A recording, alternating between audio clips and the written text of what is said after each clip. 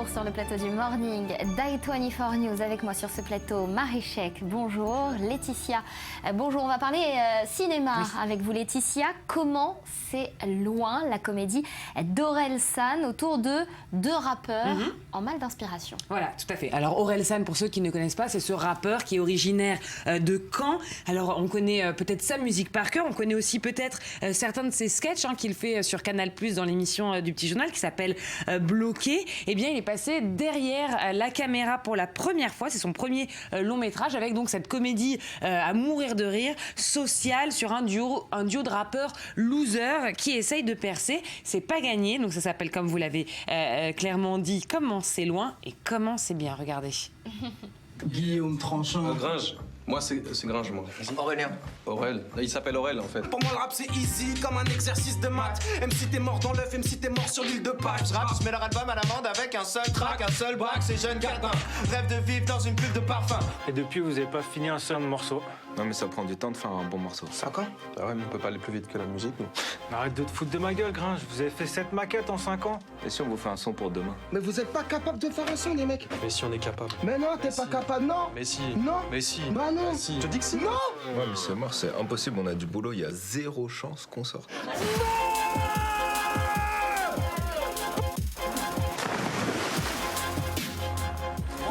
Moi, je vais vous donner un seul et unique conseil, les mecs, et ça va être le meilleur.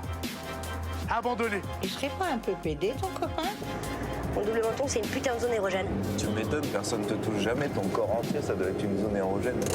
Putain, les meufs, elles supportent un accouchement, elles supportent pas une vanne. À nos histoires mortes avant d'avoir démarré, aux heures laissées passer, aux potes jamais rappelés, aux jobs que j'ai lâchés, aux portes que j'ai claquées. Putain de jeunesse de merde. D'où t'as cru qu'on allait percer dans le rap, mon gars? Mais on n'a rien de spécial, mon pote, on n'a rien, ok? Un jour on est venu au monde, depuis on attend que le monde vienne à nous. Tant mieux si la route est longue. Comment j'ai faim? Comment c'est loin? L'avenir appartient à ceux qui se lèvent à l'heure où je me couche.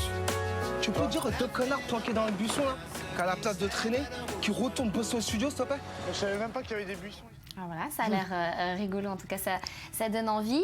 Orelsan, finalement, c'est sa propre inspiration, sa propre source d'inspiration pour ce film? Pas très loin, c'est pas complètement autobiographique, mais effectivement ce duo, c'est un duo qui existe, Orelsan et Gringe, et qui forme donc ce groupe des casseurs flotteurs, qui a un concept déjà qui explore l'univers de ce trentenaire glandeur. On le voit déjà dans leur série de sketchs donc sur Canal+.